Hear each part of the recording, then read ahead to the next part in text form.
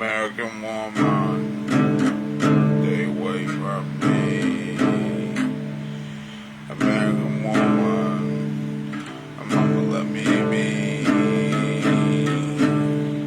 I never been around my dog. I don't see nobody no more.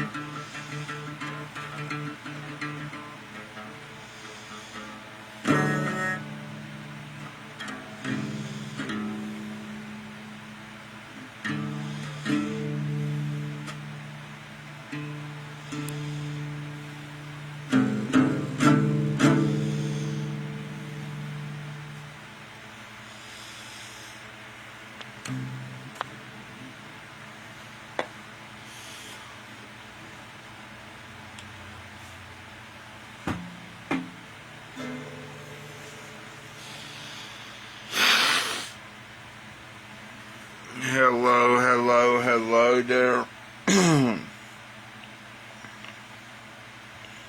I'm BRC, Bailey, Robert Chandler.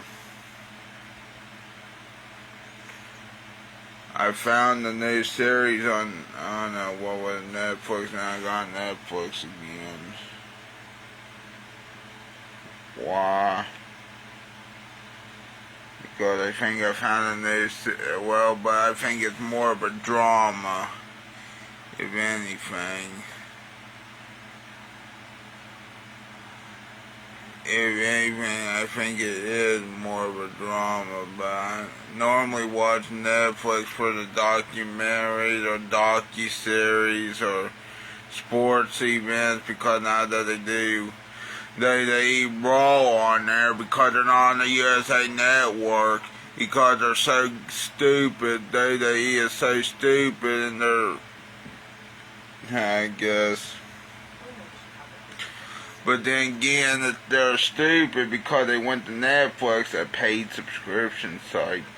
And then they also, here the other stupid thing they did, but I'm pretty sure they're making a good amount of money still yet. But one of these days they're going to either learn how to do better. Anyway, they went to ESPN also and charged those $30 for the pay-per-views. But don't worry. Oh, is that, the mask. Number 6 in movies, and it's from 1994. Nice. At what was number 6 in movies on Netflix? Damn. That is awesome. The Mask. And you gotta love that movie, unless if you don't like it. That's fine with me if you don't like it.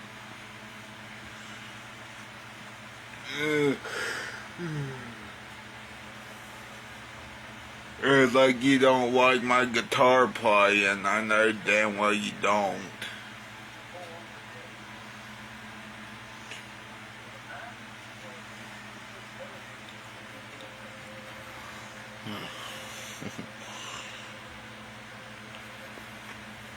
Yeah, I also know damn well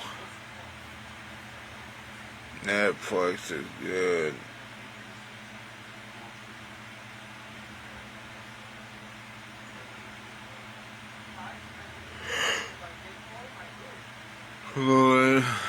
The new series on Netflix I want to watch, but of course I can't show you. You may just have to listen to it. It's called House of Guinness. If that's interesting. House of Guinness.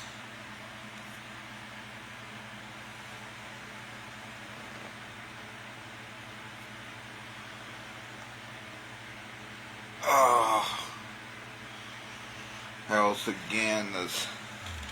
I wish it was some other movie or another docuseries or whatever.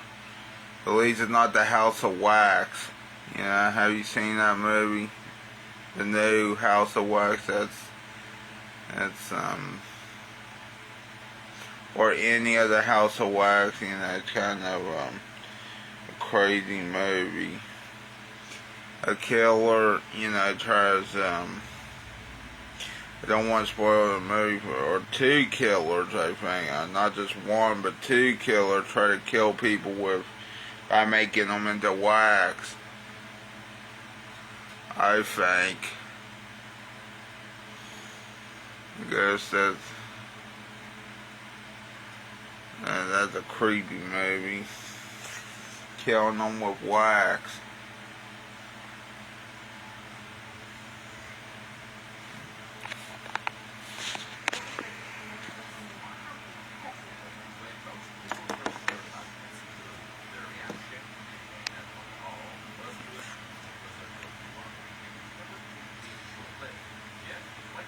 Years later, Pepsi Blue is still going strong. Well, maybe not strong, but it is still going. And if you're wondering how you Pepsi Blue, I thought was horrible. Today we're going to take a Hey, look at I'm how at the Pepsi new Blue never one. actually went away. But before we get started, be sure to subscribe to the Weird History Who channel. After that, please leave a comment and let us know what other weird soft drinks you would like to hear about.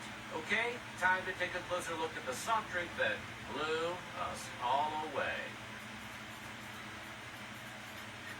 In May of 2002, the Coca-Cola Company launched a new variation on its flagship product called Vanilla Coke. The company was still wiping egg off its face after the whole new Coke debacle of the 80s. But the new soda was long in the works, and its development was no secret to Coke's biggest competitor, Pepsi. That being the case, Pepsi started working to develop a competing product, which it sneakily aimed to have on the shelves one single day before Coke released its new product. And that new Pepsi flavor turned out to be Pepsi Blue. It's not entirely clear why Pepsi thought Pepsi Blue would act as a competitor to Vanilla Coke. The latter drink already had a long history dating back to the 1940s, when soda jerks would make their own versions by mixing vanilla flavoring in with the Coke syrup. You'd think Pepsi would have just released a vanilla-flavored variant of its own flagship soda, but instead, they went with a hyper-sweet, super syrupy, berry-flavored formula that most people thought looked like Windex. It was an especially weird choice given that only a few years earlier, Pepsi had totally screwed the pooch with the release of Crystal Pepsi, another cola variant that relied on a weird coloring gimmick. After that highly public disaster, you'd think the company would stay away from coloring gimmicks like its livelihood depended on it. But it turns out, not so much. In all fairness, the reason Pepsi went that way again seems to be due to the phenomenal success of Mountain Dew Code Red. Mountain Dew, in case you didn't know, is owned by Pepsi. And in 2001, they introduced the cherry-flavored Code Red, which was the first time the brand ever introduced a flavor variant, other than the original. The bright red cola, which was possibly designed to mimic the A-glow tones of Gatorade, was originally said to be called Wild Cherry Mountain Dew. But the odds being what they were, the name was changed after failing to test well with urban and ethnic focus groups. Those groups apparently liked the sound of Code Red, though, and the drink became a huge success. So huge that just a year after its release, it was already one of the top 3 selling soft drinks in convenience stores. Yeah. So when Pepsi went looking for a name for their new berry-flavored cola, something that would touch the same nerve. And a bright blue cola named Pepsi Blue seemed to fit the bill. Well, at least it's not Crystal Pepsi. I tried the new Crystal Pepsi, not the older one. According to the marketing blitz that And let me tell you something, burnt my throat. Berry cola fusion. They haven't quite said which berries were being fused with cola, but most consumers seem to lay think the it's guitar over blackberries here. and/or raspberries.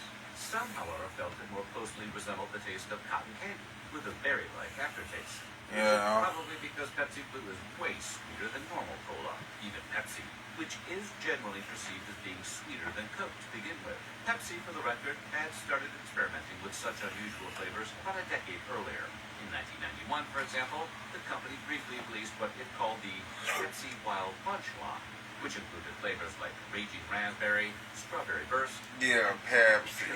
The idea was to test market them and see how the public responded. But since none of them ever went national, we'll hazard a guess that the response wasn't quite what the company hoped. But they weren't about to give up either. 1996 saw the brief test release of the coffee-flavored Pepsi Kona, and 1996 saw the test release of the sugary Pepsi Candy. Never heard that Those one. seemed to hit with the general public either. The company registered Well, its maybe first they should alternative make better flavor flavor to 2000 Pepsi. with the release of Pepsi Twist, which was basically Pepsi just Twist, regular huh? Pepsi, but with a little lemon flavoring thrown in. Hell It yeah. wasn't Hey, exactly look at all the revolutionary, artwork but it it did looks well like. enough to stay on the market until Family. 2006. And the company would keep at it even after the release of Pepsi Blue. In I was 2003, gonna say they that word, outright but- carbon copied Coke's idea and released Pepsi Vanilla. Yeah. And in 2004, they released Pepsi Lime. Neither were the kind of extreme product that Pepsi Blue Well, was what a supposed to weird be. But it cartoon didn't matter. animation of a Neither of them lime. lasted more than 2 years before being discontinued. Anyway, the flavor of Pepsi Blue was apparently the end result of 9 months of taste testing, during which over 100 potential variations Yeah, were that tried was out. good, The goal was to people. find a taste That profile that Pepsi's would still appeal to around. kids who were apparently bored by the taste of normal colas. To that end, actual, factual teenagers were included in the development process, and the results pretty much speak for themselves. How it blew up. Of course, sodas don't literally speak for themselves. So when it came to marketing the new brand, Pepsi pulled out all the stops. For starters, they produced a series of commercials starring Britney Spears, who was arguably the world's biggest pop star at the time. They also went all wild. And then they only got all the hours of the same commercial. Films like Garfield, the movie, and The Italian Job. They even started sponsoring sporting events like X Games and India's 2003 Cricket Cup, and secured endorsements from the New York Mets, as well as New England Patriots field goal kicker Adam Vinatieri. Now, all that was pretty par for the course when it came to marketing in the early aughts. But what wasn't was the internet. Back in those days, there wasn't anything quite like the online influencer marketing of today. Platforms like TikTok, there Instagram, should have and been. YouTube didn't exist yet. It would And change the world even, influencer and was also like in a all bad over way the for 14th century, a lot of so reasons. uncommon, it wouldn't even be added to the dictionary until Like for 2019. example, But that wasn't imagine if Fred Figglehorn was back then, like years before his original air date on YouTube. Imagine that. and then use those figures to rave about how awesome Pepsi Blue was. It was a great idea, except for one problem. At the Those time, so it badly could have written been. that everyone saw them for what they were. The campaign backfired egregiously. And rather than establishing Or a maybe reputation it's as the because it cool was a drink horrible everyone wanted to flavor try, too. Pepsi I don't Blue know. became a I punchline can't about remember how corporations Pepsi that Blue tried to tasted, Not but helping at all was the fact that Pepsi Blue was colored with a dye called Blue Number 1, also known as Brilliant Blue. If that doesn't ring a bell, it's a dye which, at the time, was derived from coal tar and wound up being banned in a number of European countries due to health concerns. Brilliant Blue dye is made from different stuff today, but a number of U.S. states are, as of 2045, still looking at banning it. Long story short, Pepsi Yeah, Blue well, was a mega flop. Teens liked it well enough, but adults, that's it was everyone's aggressively problem. sweet taste. Now, yeah, Since they're adults are usually getting the rid ones with of the money to guys, spend, but it's of course, I don't think they're Pepsi Blue gonna. sold 17 million I don't. pieces I in want to see a law in the book, not from some sold just 5 other, pieces in all of just 2003. one person. Surprisingly Okay, enough, it was because mostly the law in the book, they shouldn't have to fucking listen.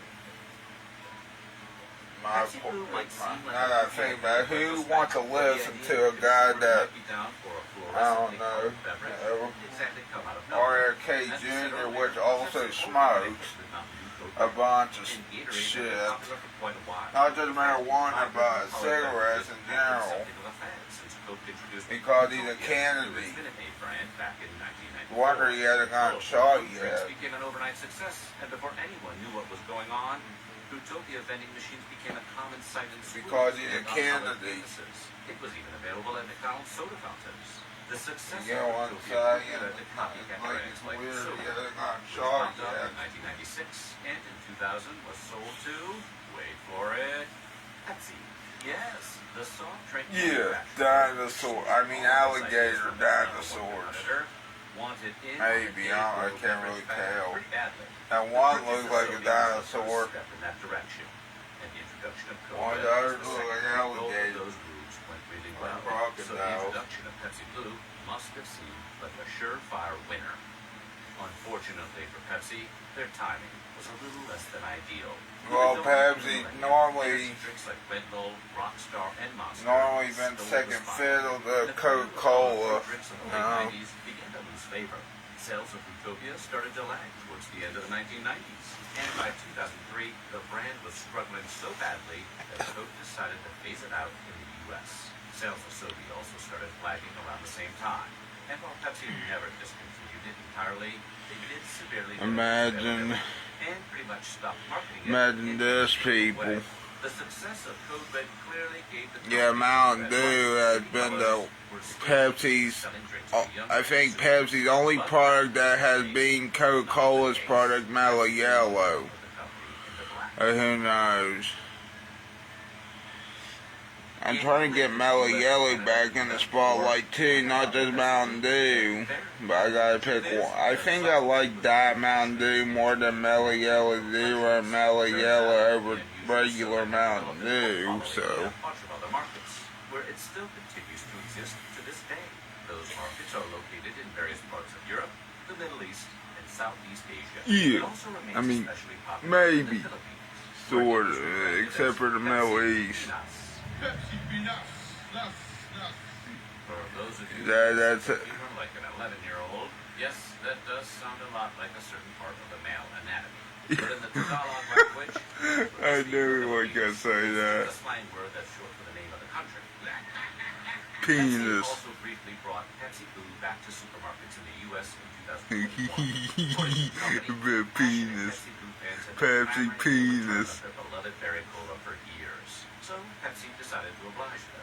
Or peanuts, sorry. To do it again, but they're clearly susceptible to pressure from consumers. Well, if you're one of those Damn. fans, Annoying. What was that? who knows?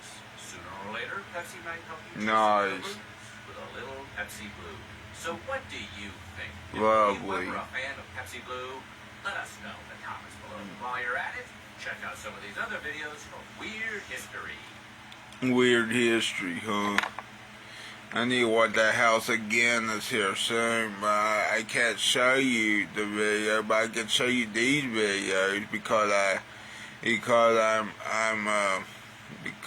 want to and I can because it's YouTube and it's the internet and it's free, or at least it used to be free.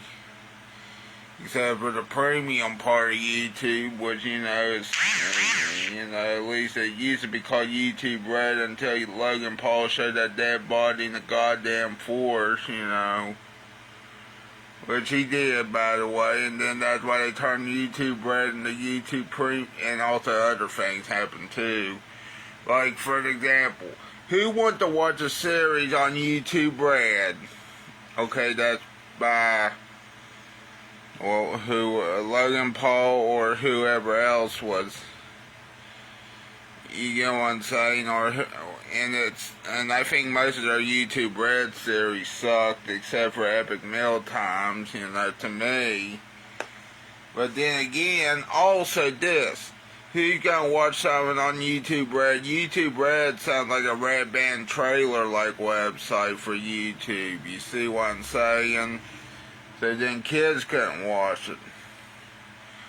Good thing they turned to YouTube Premium where it'd be commercial free. Still, I gotta renew it though. Alabama white sauce. You know what else is Alabama white sauce? Actually, never mind, that's too dirty. But still, to be honest with you, Alabama, even though I will try to visit it, I heard it sounds like how we get fun of in West Virginia, the incest problem. You know what I think? I think ours is different from theirs because, number one, it's just a fucked up world we live in, number one, and number two, who want to go to Alabama? I'm pretty sure people go to Florida more, and yet Florida's bad too now. I mean, every time you hear on the news something about Florida in the news, it starts with Florida man does something crazy because he's on drugs or something. Because he's a stupid redneck. I'm trying to think without being too mean here. He's a stupid redneck idiot. So I can't say the other word. That means stupid redneck idiot in Florida. Not to say that they're all stupid redneck idiots, but they sure are sounding like it. And the more I read about the Florida man or whatever.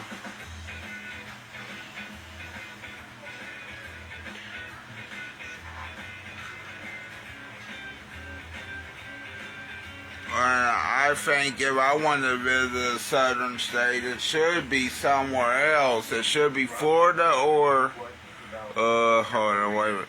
What else is considered southern? Oh yeah, Louisiana for New Orleans or whatever.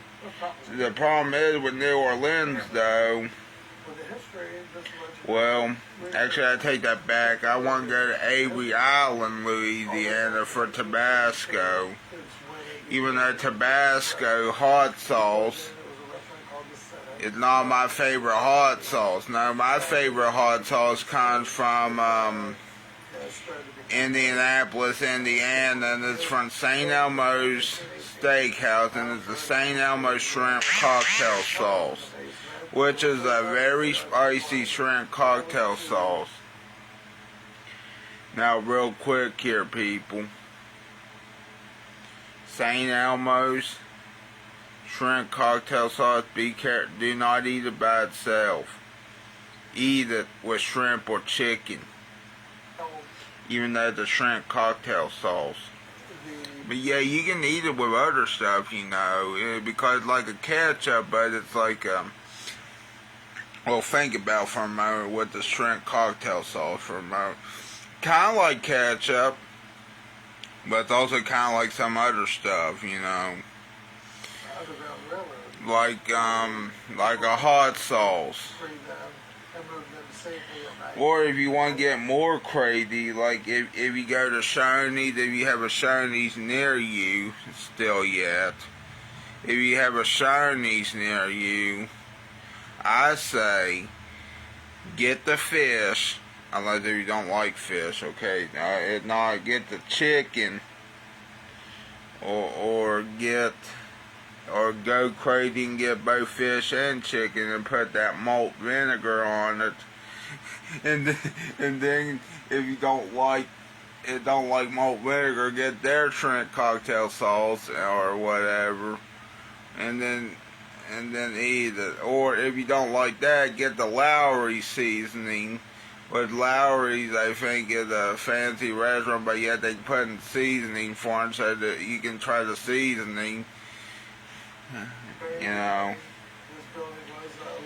I think Lowry's was a fancy, or is a fancy restaurant out in California, but they put in seasoning for him so he didn't have to pay as much for the restaurant. You know. Everybody would pick their plate up and move. Still, I know everything's expensive. Now, think about it this way, people. Think about it this way. Maybe the good thing, we're on the East Coast, but it's also a bad thing we're on the East Coast, too. Or near the East Coast. The good news is, on the East Coast, you know,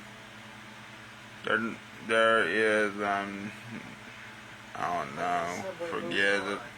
You don't see that anymore.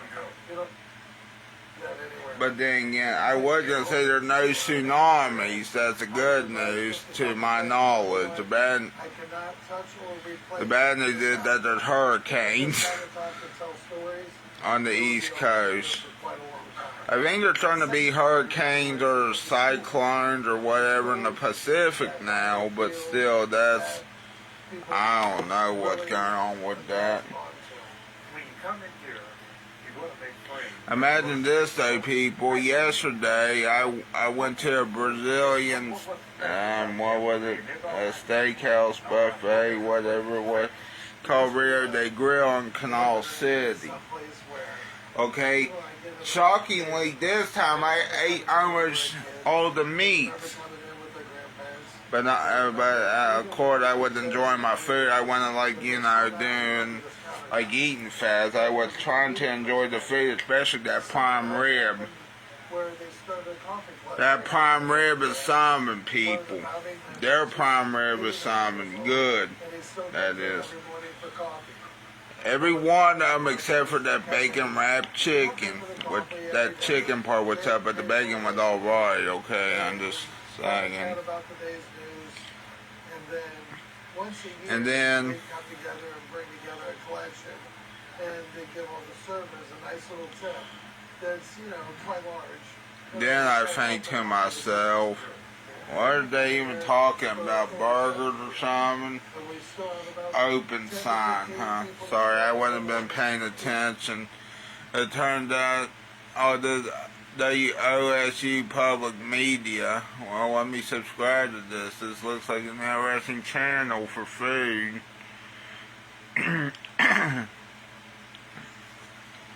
You know what else I think? I think from the other day, I think that Pee Wee Herman and Ernest someone said to me, and I think it was one of my friends, that both Pee Wee Herman and Ernest P. Welsh had made a movie together. Well, technically, we gotta put their real names, okay? No, Paul Rubens, which was Pee Wee Herman, and Jim Varney, which was Ernest P. Welsh, had made a movie together. But the problem is, I think what happened was Paul Rubens, not Pee Wee, even though the guy that played Pee Wee Herman got in trouble, and I don't know how many years in prison he got, but don't worry, he got out and he was fine afterward, except for maybe a few stuff. But then they consider him on that one not guilty on that one. I know what you're gonna say here. Why did you watch Pee Wee Herman? Or why did you watch Pee Wee's Big Adventure?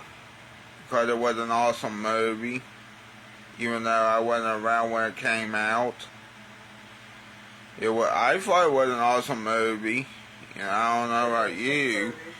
And I bet you're also wondering, why would you watch an Ernest movie? Because he's funny, and because he came from Kentucky. You know, he's from the guy that played Ernest is from Kentucky, not West Virginia, but he's nearby, so I consider him, well, let's put it like this way. I consider him like a friend, but not a family member. But they're ready for coffee. most of them are retired. Okay, let's put it that way. And plus in this area, people would like Ernest even to this day.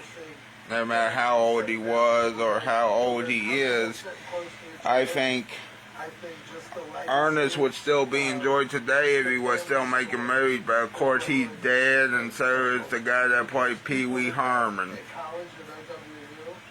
One of them, which is the one that played Ernest P. Worrell, died because he smoked.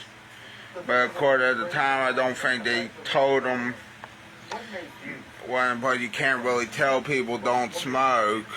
But at the time I guess they didn't know much about smoking. Well, you know, okay, maybe they did know, but still, but the problem was they weren't telling people don't do this on the movie set, with the smoke a lot on a movie set. Then another thing was Pee Wee Herman died at an old age, I think. At least he didn't die as a criminal in jail. The fact that we do all of our baking. That's a good news. At least he didn't die in jail. Bad news is some people would criticize Pee Wee Herman.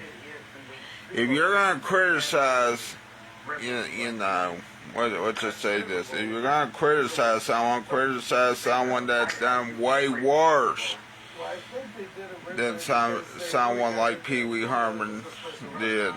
In other words, criticize someone that they did a really bad, I don't know, horrible thing. I don't know, like what, but like, I don't know, like, the other day I saw this news from a wrestling event. Now, I didn't want to share it, okay? And I still don't want to share that article because it may scare some of you.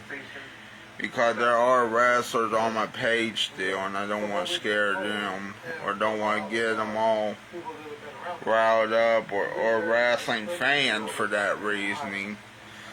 But apparently, I guess in New Jersey or somewhere at a death match event, some guy, I guess, had a gun. I mean, I don't think he shot anyone, but he just he showed a gun on Facebook, which I don't think you're supposed to do. And then also he said, I wish I took a screenshot of it, but I'm afraid I get in trouble for sharing that. But it wasn't my post, you see. I was just sharing the news. And I would tell my dad, metal detectors could have prevented this, or a condom. Yeah, that's what I said. Metal detectors or a condom would have prevented this. Mostly metal detectors, you know, I think.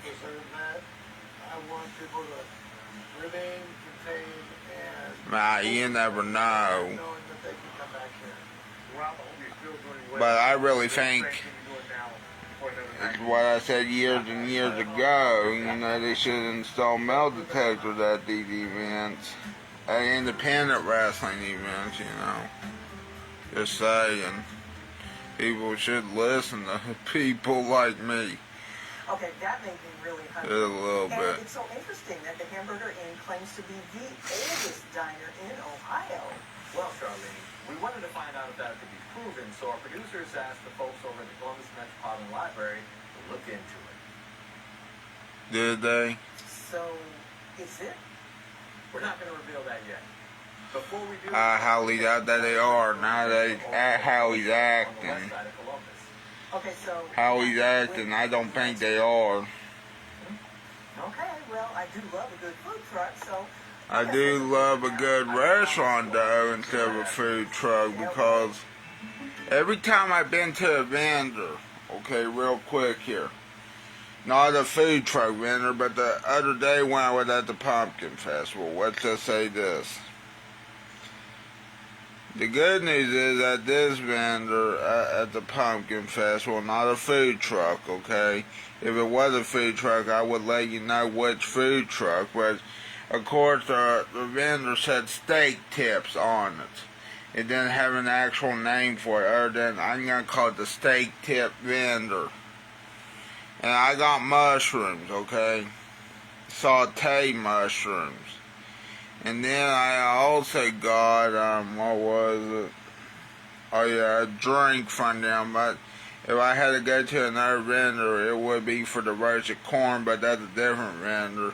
But as for this, I got a drink, but here's what they said: no free refills, but the refills are $3. Okay. Good thing I got Netflix back again. But of course, this is not Netflix right now. Westland Flea Market. Well, hopefully you guys will love all the smells that are going to come out of this grill. I never thought in a million years I would see a guy that looked like that. But I guess it makes sense, you know, he can look whatever the fuck he wants. Just he's got that weird looking, I guess, what is it called, mutton chops or whatever. So we're here on the west side of Columbus, off of Broad Street, in front of the Westland Mall. Nice. WOSU. Ohio State University, is that what it is? It feels so wonderful to meet you here today. I want you to tell me about this business. Absolutely. So this business was started back in 2009 by my mom. We started off the corner of the food truck or this flea market in a small little hot dog stand. And we started off basically selling small tacos. We didn't get introduced to these big tacos that we sell now that are very popular until maybe 2 years ago. 2 years ago, okay. My mom is from Oaxaca. It's Distrito de Cimatlán and our pueblito San Bernardo, Mixtepec. So basically, Oaxaca's a big city. And then there's little outstanding, like little towns basically around. Yeah, you know what I think is funny? Basically, like central area of Oaxaca. I think this is funny, people. More of age, really. At age 15, we went back to Oaxaca, and I had more of an inspiring moment there when I realized, you know, what people have there. Hold on a minute. I'm trying to think what's funny without being. See, apparently McDonald's now has the Monopoly game back in its and the game starts today, right? Hopefully it doesn't end up as a scam again. I bet it will, though. I got it wrote down here that they better fix the security and the scamming problem. But I highly doubt they did, you know, and I'm pretty sure people are stupid. But still, I won't play that game, even if I'm stupid or not.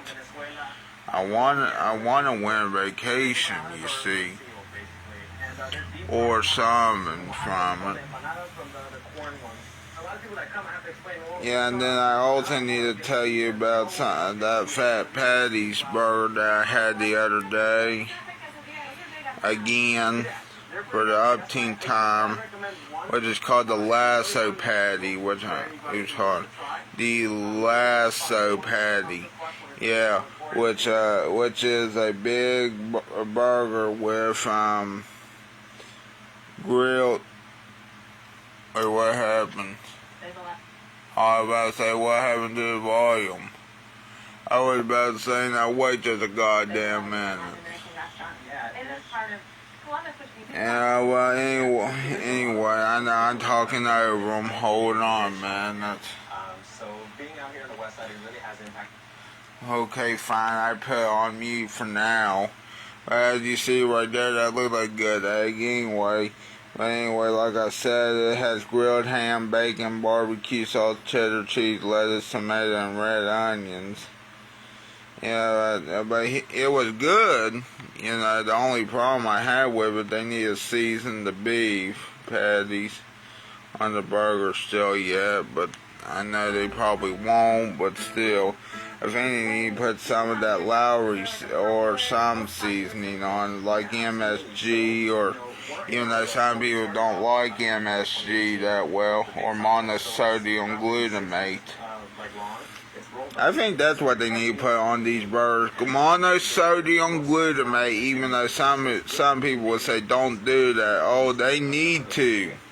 And but it's only dangerous if it's a high amount of stuff, okay?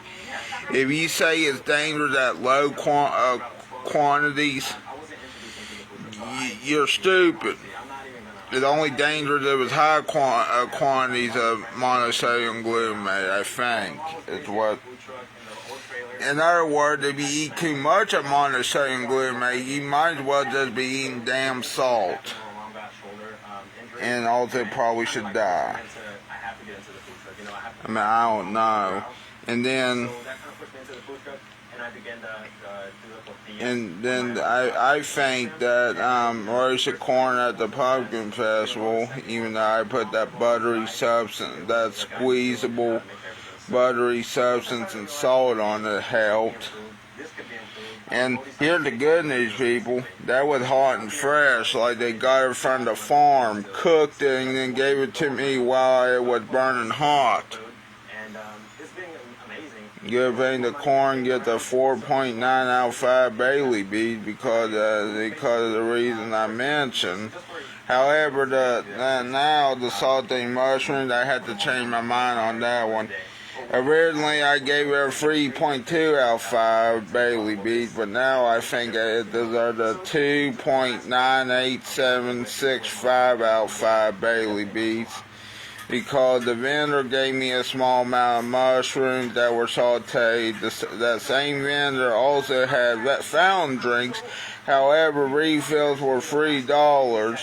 That is a big old FU. So for that one, for the fountain drink and the refill part, that gets a 1.1 out of 5. For that, 1.1 out of 5 Bailey beads for that. Who in the hell charges $3 for refills? Okay, I guess them, but still, what restaurant?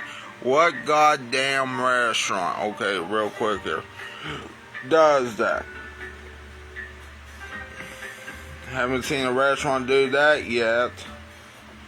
So why should a vendor at a pumpkin festival in Milton, West Virginia do that?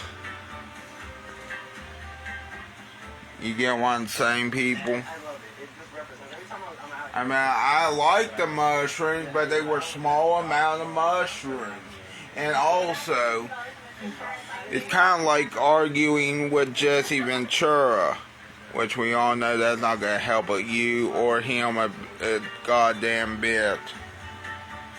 I think the problem is with Jesse Ventura is he's just a crazy person that also used to be a wrestling commentator and a wrestler.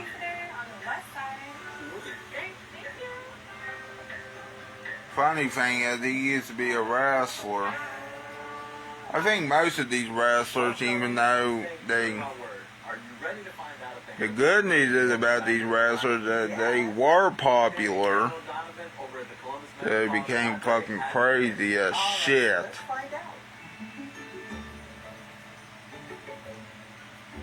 You know, my wish is, if I ever, let's just say if I did become a wrestler, which I think I dreamed about that last night. If I ever become a wrestler and then also try getting political stuff, I don't know. Or what to say, I do get in the political game. Well, let's put it this way. It's still there at South Broadway Street, and it's been there since 1803. And it's one of the oldest restaurants in the whole United States. I'm not telling you yet. Diners. What was interesting about the first diners in Ohio were that they were, in fact, just dining cars from old trains. And those lasted basically until the dining car rusted out. So what you then have So a hamburger and diner. Mortar diners start existing, and this is where places like the Hamburger Inn come in. A Hamburger Inn. That sounds like a hamburger motel. City blocks, but also brick and mortar diners, who were then figure out if the diner was in the same location for its entirety of its run, and that's what my research was based on. Just searching the Hamburger Inn wasn't that easy because there are in fact 12 Hamburger Inns in Ohio throughout the years. The Pockets Hamburger Inn, which was later renamed to the original Hamburger Inn in Circleville, was founded in 1930, but moved sometime before 1986. You must have been on the research for hours, from what I'm hearing. The original Hamburger Inn had a quadruple cheeseburger that people would challenge, they would try to eat it. There was a Hamburger Inn in Plain City that was built in 1940, and these other Hamburger Inns built in Columbus, Urbana, Bell Fountain, these were all 1940s diners, and then some others in the 1950s in southern Ohio. The other spots that are significantly older diners are the Coney Island Diner in Mansfield. Coney Island. Built in 1919, but it did move in 1936. There was an old restaurant called the QP, which is considered sort of a diner, and that was in Lima, Ohio. And they actually did have an older building, but it did burn down, and they actually had to rebuild. This is the original QP that dated the Hamburger Inn, but it was torn down for a newer building. So this is the 1928 building, and this is the 1936 building. Yeah. Definitely. What a weird statue. Newer than the Hamburger Inn in Delaware. Lima. Lima. And then just a couple other Lima. saw in Columbus through the years. There was a place called the Dinner Bell Diner in Columbus, which was built in 1927 at 2020 North High Street. Tomato. Closed a long time ago. It only existed for a few years. So we have the Campus Diner, which makes sense. Diner food is popular in college towns. So in 1928... This gotta be the most interesting but also boring food video I ever seen. But I think these guys are smart, looking at the dates of these restaurants, seeing that we got the older ones. Right down the street from the Hamburger Inn restaurant, which was built in 1864. This is like that one time I was watching a Defunct Land video, and they were talking about who created the Disney Channel, like a bumper theme song, like the dun dun dun dun, and he was trying to find out who composed that, and he finally found it, but the guy died, so he couldn't interview him. But he did interview some other people that worked with that composer, I guess, which it took him a long time, though, and I think he said it took the Wayback Machine to find out. The Wayback Machine, I guess, is a powerful tool, too, if you want to look up older websites. Like, for example, if you want to look up the Ron's Buffet menu, well, I know you can't anymore, but now you go back to the Wayback Machine, you can find the menu or the restaurant website. Good news is, someone took a screenshot of the Ron's website before they closed, I think. Wait, what now? Barney Lewis. That's nice. Barney Lewis. Looks like a bologna with cheese sandwich, but a large bologna. But I know the burger place. This is what I've been waiting for. Thank you. So, Brian, this is the famed loin sandwich. Oh, loin. What with a burger? Banana cream pie. Who makes those? My daughter. I thought these were burgers. I guess, it doesn't really matter. So this is kind of a family run. Oh, yeah. That's the way. This looks like a damn bar now. Henry's Hard Soda. Never heard of that one. Actually, I may have heard that one. The Waldo Park and Pool. So my daughter. If I ever get back to Ohio, well, to this part of Ohio, guess what? Or whatever part of Ohio I go to, So everybody comes in and gets I hope it's Ohio. sandwich with the pickles, sweet pickles, and the cheese. Cheese and pickle and onion. I'm going to try right now. I will tell you. I'm more intrigued to find out what's Henry's hard soda more. I know it's an alcoholic drink, but I never heard of that one yet. See, it says Henry's hard soda. Even though I'm supposed to be not drinking that stuff, still it says soda on it, but I know it says hard soda. Nice. They're called Secklers. That's the brand name. Secklers, huh? They make the same. They really do make the same. It always get for great sand. Can you imagine yourself doing anything else?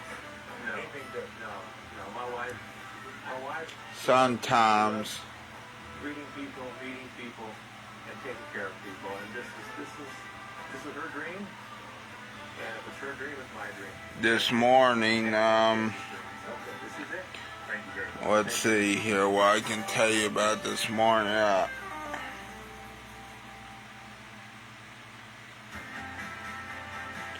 Well, at least I woke up this morning.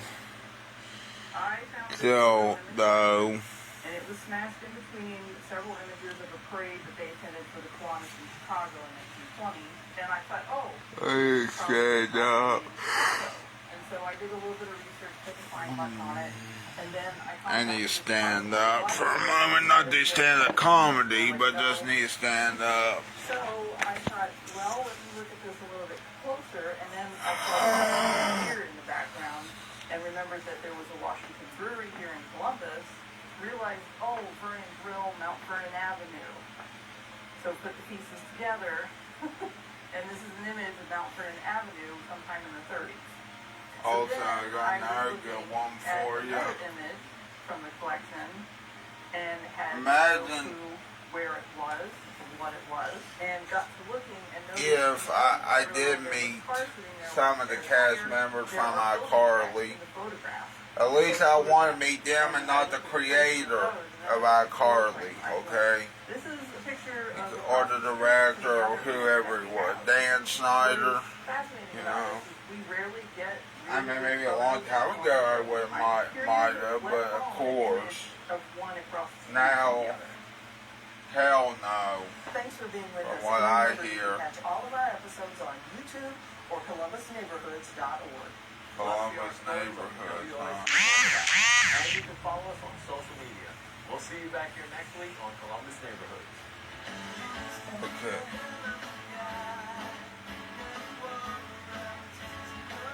Ow.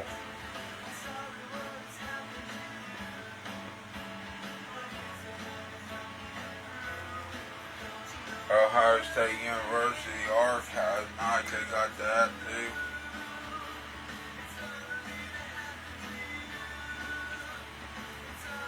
QB hamburgers. Heard that restaurant had an olive burger. You know, if I had a restaurant, a hamburger restaurant, I don't know. Maybe I got a better idea. If I had a burger restaurant, it would have a good burger. Hopefully have a good burger. Hopefully it has a Juicy Lucy, and hopefully I make that Juicy Lucy right. Sometimes when I make a Juicy Lucy, sometimes it's so... that burger, I think, is the hardest burger I ever fucking made in my life, people. Because number one, okay, real quick here, people. Number one, you know why that Juicy Lucy burger is hard to make? Because you gotta stuff the patty with cheese. However, that's the easy part. But you gotta stuff it, you know, while it's raw. But of course, when you cook it, that's where the hard part comes in. The hard part comes when cooking it. Because you gotta get it at the right temperature, or else you're gonna get sick. Good thing now I got an air fryer at the apartment, and I get it now. I finally probably can make a Juicy Lucy as well. Hopefully it doesn't bust out. The cheese doesn't bust out, but still. now, oh, now I remember that movie. Disney Channel's weirdest original movie. Tell you what, though, I think that's interesting. Well, anyway,